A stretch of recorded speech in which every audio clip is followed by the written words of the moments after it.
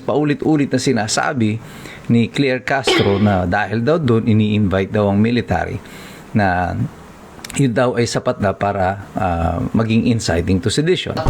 Ginagamit yung social media para ipahayag yung damdamin, inciting to sedition. Yun ba ay kasalanan pag binanggit na inciting to sedition? Define muna natin ay ano nga ba yung krimen ng sedisyon.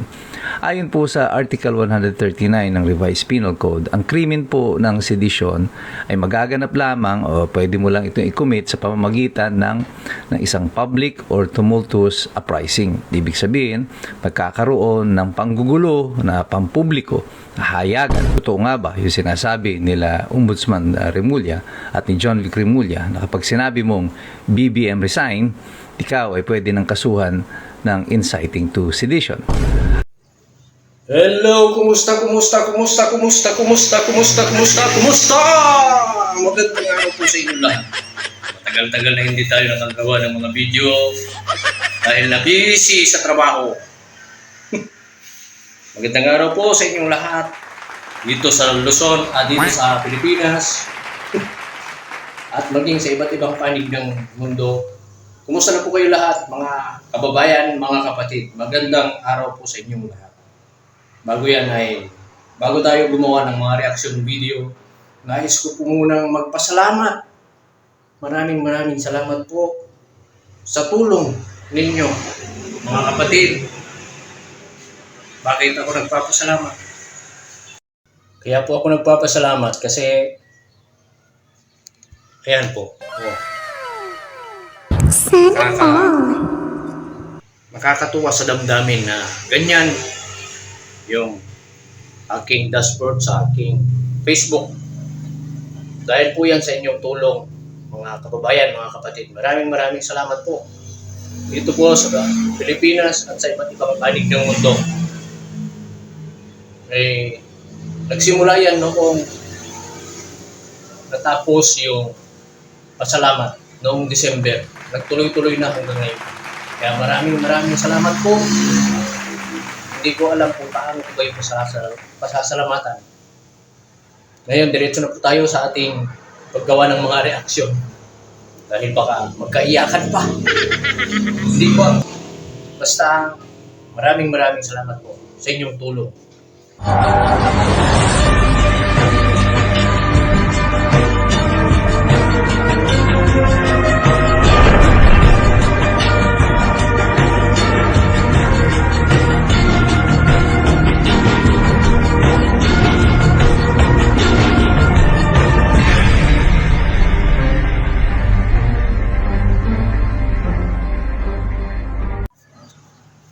Kaya gusto ko munang i-shout out lahat ng mga nakafollow sa ating Facebook page, yung Tatay Aguila sa Facebook, at lahat po ng mga nagko-comment, mga kababayan, mga kapatid, sino man po kayo, nasaan man, maraming salamat po.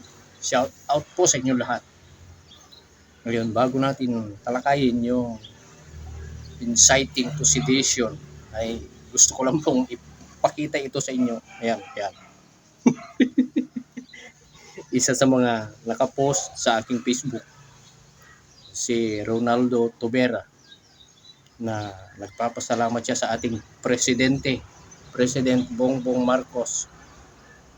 Kung gusto po ninyong malaman bakit na-post ko yan, ay puntahan po ninyo sa aking page, Tatay Aguila. Ang daming nagko-comment doon patungkol sa kanya. Hindi ko alam kung yan ay trolls o o talagang yun lang ang mga content niya, kasi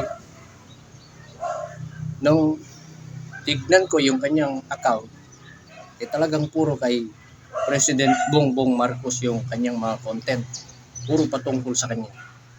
Yung mga nag-comment naman sa aking page ay may mga nagsasabi na trolls daw. Hindi natin alam kung anong katotohanan. Bueno, maraming salamat po sa lahat ng mga nanonood. Ito na, ituloy na natin yung paggawa ng reaction video. Ngayon, ang gagawin natin ng reaction ay tungkol sa inciting to sedition. Alam niyo po yun. Kasi yung retired General Pukis Romy Pukis ay dilangkip. Subalit nakapagpiyansa naman. Binagad ng umaga, hapon nakapagpiyansa, kaya malaya pa rin siya. May napanood ako sa Facebook kung ano ba yung inciting to sedition. Yun ba ay kasalanan? Pag binanggit na inciting to sedition, napakahalaga pong talakayin natin ito. Sapagkat usong-uso ngayon yan sa social media. Halos lahat ginagamit yung social media para ipahayag yung damdamin. Ang mabuti po ay samahan niyo akong manood. Kayo na po ang bahalang mag-reaksyon. Kasi pinaliwanag naman yan ni Attorney Mike Operario. Ito po, sabay-sabay nating panoorin. Totoo nga ba yung sinasabi nila Ombudsman Remulla at ni John Vic Remulla na kapag sinabi mong BBM resign, ikaw ay pwede ng kasuhan ng inciting to sedition. Ang krimen po ng inciting to sedition ay hindi ang sedition mismo. Ang inciting to sedition, ang ibig sabihin po nito, ikaw ay nag-i-encourage, ikaw ay nananawagan o kumukumbinsi ng mga tao na gawin ang krimen na sedisyon. So, ang importante po dito na i-define muna natin ay ano nga ba yung krimen ng sedisyon. Ayon po sa Article 139 ng Revised Penal Code, ang krimen po ng sedisyon ay magaganap lamang o pwede mo lang itong i-commit sa pamamagitan ng isang public or tumultuous uprising. Ibig sabihin, pagkakaroon ng panggugulo na pampubliko, hayagan. At ang aim po nito ng uprising na ito ay pigilan ang pag-implementa ng mga batas o ang gobyerno na gawin ang kanyang tungkulin o kaya ay gumawa ng krimen ng hate or revenge for political aims, paggamit ang force or intimidation. Ngayon, ang krimen na isinasampa kay General Pukis ay tungkol daw doon sa kanyang panghihikayat na ang military ay mag-withdraw ng support kay BBM. At ito ang paulit-ulit na sinasabi ni Claire Castro na dahil daw doon ini-invite daw ang military na yun daw ay sapat na para maging inciting to sedition. Now, bago natin discussin yan, marami kasing pwede magsabi, well, sinampahan na siya ng kaso ng Department of Justice. Well, what do you expect? That's the Department of Justice. It is under the Office of the President. Alangan naman yung prosecutor na nag-handle ng kaso na yan will go against the wishes of their boss. Yung presidente mismo and even yung pronouncements na mismo nanggagaling sa Malacanang through Claire Castro, sinasabi na nila may inciting to sedition. Of course, i-echo nila yan. Tama kayo, boss. May inciting to sedition. Sasampa namin yan sa korte, bahala na yung korte ang mag-decide kung totoo nga na tama kami na meron ng inciting to sedition. Pero balikan natin ang argumento na yon. At totoo nga ba na kung ikaw ay sisigaw ng BBM resign, ikaw ay guilty na ng inciting to sedition? Definitely not. At lalo kasi yung pagsigaw mo ng BBM resign ay hindi po pumapasok doon sa definisyon ng Article 139 na kung saan sinasabi dito kung paano nakukumit yung krimen ng sedisyon. At yan po yung binanggit natin kanina. Kailangan po merong public and tumultuous uprising or di kaya ini-encourage mo na magkaroon ng ganito. Na ang purpose po nito, pigilan ng gobyerno na implementa ang batas, pigilan ang instrumentalities ng pamahalaan na gawin ang kanilang mga trabaho, o di kaya ay mag-commit ka ng acts of revenge or hatred for your political aims. Gamit mo ang force and intimidation. Pagsigaw ng BBM resign ay wala pong karahasan na involved. Unless sumisigaw ka ng BBM resign, sumusugod ka sa Malacanang at may dala-dala kang tangke. Ayan po, ay po pwede ka nang makasuhan ng sedition or rebellion. But in this particular case, yan ay saklaw po ng ating karapatan na magpahayag, our freedom of expression.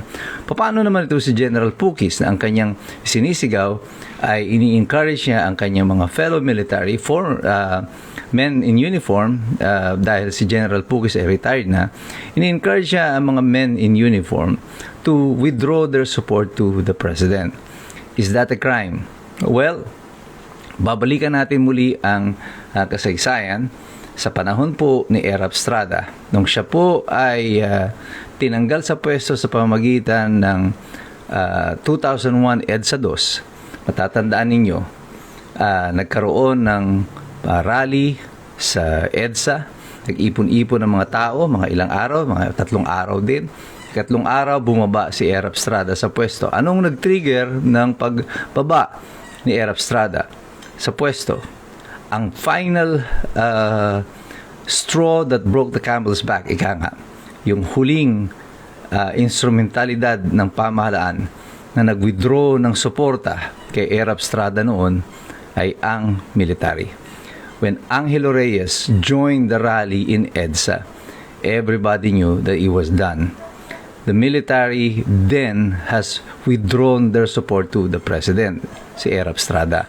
At bumiyahe nga si Angelo Reyes, pumunta sa Malacanang, in-inform si Erap Estrada. Ang sinabi lang naman niya doon kay Erap, we can no longer protect you.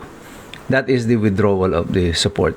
Wala pong public uprising doon. Hindi man po, nagkaroon po ng kaso nito sa Supreme Court at kinonsidera ng Supreme Court na yung pagbaba sa pwesto ni Erap Estrada ay isang constructive resignation. That's the term that was used. It was a constructive resignation. Effectively, para po siyang nag-resign. At hindi po binanggit doon ng Supreme Court na ang ginawa ng military ay illegal.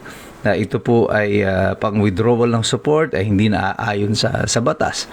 Bagamat ito ang naging final na consideration ni Erap Estrada sa pagbaba sa pwesto, kinonsidera ito na it's a valid exercise at ito ay naging isa sa mga dahilan kung bakit si Erap Estrada would have to be constructively considered na nag-resign kasi hindi niya na magawa ang kanyang tungkulin bilang isang presidente. Wala siyang suporta ng military at ang kanyang pagkilala sa oath-taking ni Gloria Arroyo noong panahon na yon at saka yung pag-alis niya mismo sa Malacanang, sinabi ng Supreme Court, that explains or shows that he has accepted the fact that he has effectively resigned from his post.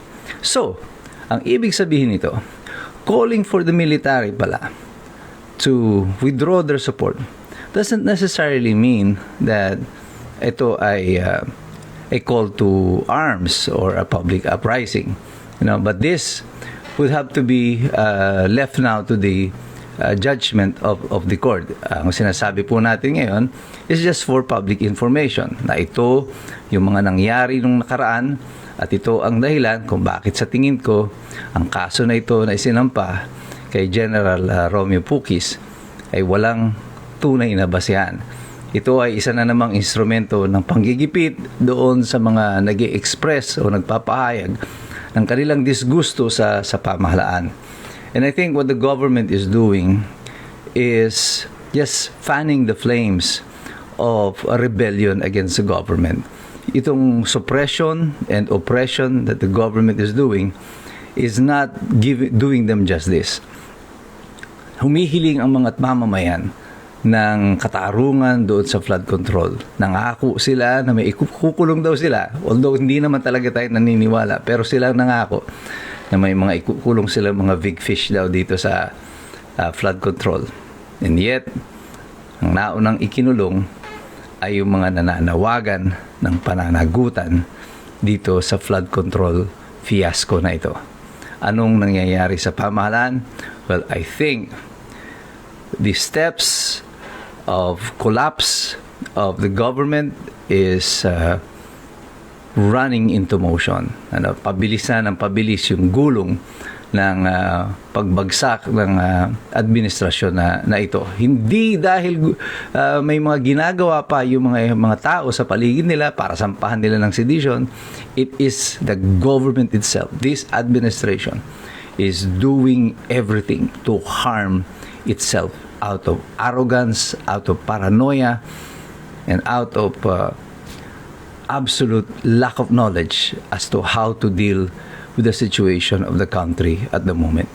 Kaya tayo pong lahat, patuloy kayong magmamasid, patuloy kayong sumali dito. Ang boses ninyo sa pamamagitan po ng pressure that we exert dito sa social media really matters. Pero sa inyong pakikialam, dapat po tayong patuloy na magsipag-aral sapagkat mahirap makialam ang taong walang alam.